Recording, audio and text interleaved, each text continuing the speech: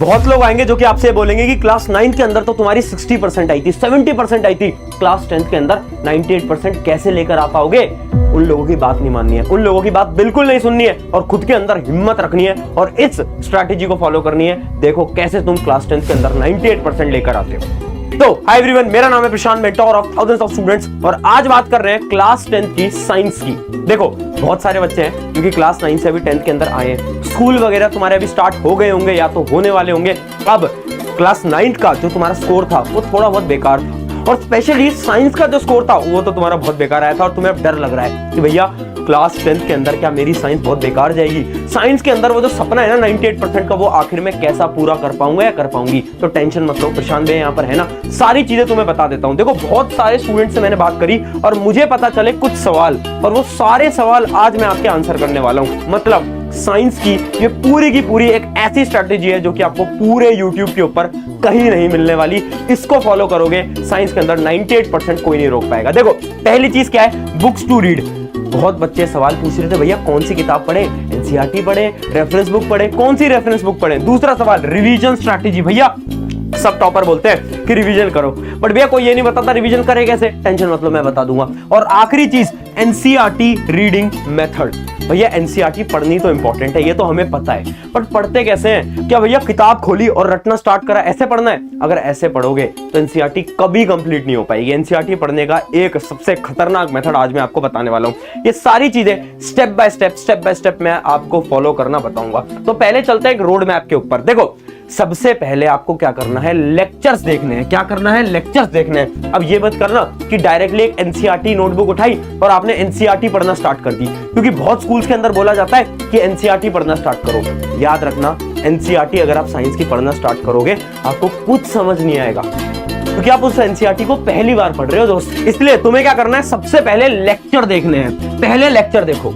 जब आप लेक्चर देखोगे तो आप कॉन्सेप्ट समझ पाओगे, उसके बाद जाकर एनसीईआरटी पढ़ना स्टार्ट करना है, ठीक है? तो अब भैया लेक्चर कैसे देखें? तो देखो लेक्चर ना आप बेस्ट टीचर के देखो। देखो मैं क्या बोल रहा हूं, अलग अलग टीचर्स के मत देखो। सबसे बड़ी गलती जो कि हर एक स्टूडेंट करता है वो क्या करता है, एक बार एक लेक्चर स्कूल के देख लेंगे, फिर ट्यूशन के देख लेंगे, फिर यूट्यूब से भी 4 टीचर से सेम चैप्टर पढ़ लेंगे। अरे भाई इतना टाइम बर्बाद करोगे तो मार्क्स कैसे आएंगे? टाइम इतना बर्बाद नहीं करना। तो सबसे पहले क्या करो, अपने टीचर्स फिक्स कर लो कि साइंस के लिए इनसे पढ़ूंगा, एसएसटी के लिए इनसे पढ़ूंगा, मैथ के लिए इनसे पढ़ूंगा, हिंदी यहाँ से, इंग्लिश यहाँ से।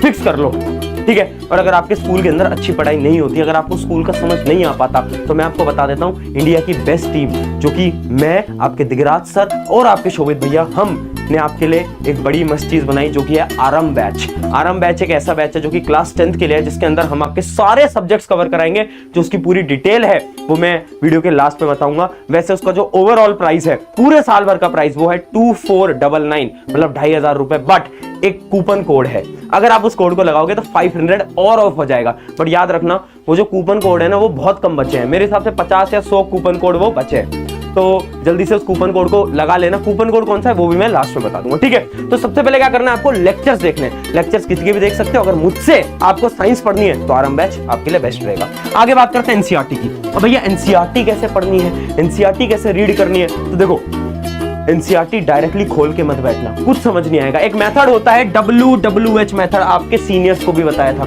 इसके अंदर आपको क्या करना होता है, WWH का मतलब है, पहले W का मतलब है व्हाट, दूसरे का मतलब है व्हाई, तीसरे का मतलब है हाउ। एक एग्जांपल के साथ मैं आपको समझाता हूं, जैसे कि ये है एक एनसीईआरटी की आपकी स्क्रीनशॉट। अब देखो ये जो एनसीईआरटी है शायद आपको इतनी विजिबल ना हो, बट मैं आपको ऊपर से समझा देता हूं। जैसे कि यहाँ पर एक टॉपिक लिखा है, electric potential and potential difference. अब एनसीईआरटी खोली, अब आपको हर एक टॉपिक पे खुद से 3 सवाल पूछने हैं। What is electric potential and potential difference, होता क्या है, डेफिनेशन क्या है, व्हाई, इलेक्ट्रिक पोटेंशियल और पोटेंशियल डिफरेंस होता क्यों है, और तीसरा सवाल हाउ, होता कैसे है। तो अगर आपने 3 सवाल खुद से पूछ लिए तो आपका वो पूरा का पूरा टॉपिक एनसीईआरटी में आपका रिवाइज हो जाएगा, ठीक है? और एक चीज याद रखना, जब भी आप एनसीईआरटी पढ़ रहे हो तो अंडरलाइन करो, बिल्कुल अंडरलाइन करो, डरो मत। बहुत सारे मैंने बच्चों को देखा है जो कि सोचते हैं कि एनसीईआरटी को बिल्कुल साफ सुथरा रखेंगे। अरे भाई, एनसीईआरटी बेचनी थोड़ी ना है वापस। आप क्या करो, लिखो एनसीईआरटी में जो भी इंपॉर्टेंट लग रहा है उस पर अंडरलाइन लिखो। और सबसे बेस्ट मेथड पता क्या होता है, हर एक टॉपिक के ऊपर जो भी सवाल यहां से आने वाले हैं ना वो लिख लो, जो कि आपको लगता है। जैसे कि आपको लगता है व्हाट इज पोटेंशियल डिफरेंस की डेफिनेशन आ सकती है, तो यहां पर सवाल लिख लो व्हाट इज पोटेंशियल डिफरेंस। उसके अलावा आपको लगता है यहां से न्यूमेरिकल आ सकते हैं, तो न्यूमेरिकल लिख लो, ठीक है, न्यूमेरिकल लिख लो। ये आपको कैसे पता चलेगा, जब आप लेक्चर्स देखोगे तो आपको पता चलेगा। तो पहला मेथड क्या था, लेक्चर। दूसरा क्या है, एनसीईआरटी रीड करी। तीसरा क्या है, नोट्स। अब जब आपने लेक्चर देख लिया, एनसीईआरटी रीड कर ली, अब खुद के नोट्स बनाने हैं। देखो, दूसरों के नोट्स लास्ट के टाइम पे फॉलो करते हैं, शुरू में आपको खुद के नोट्स बनाने होते हैं, क्योंकि एक साइंटिफिक फिनोमिना है, जो आप लिखते हो वो आपके दिमाग के अंदर याद होता है। तो प्लीज खुद के आपको नोट्स बनाकर चलना है, ठीक है। आई होप यहां तक आपको क्लियर हो गया होगा।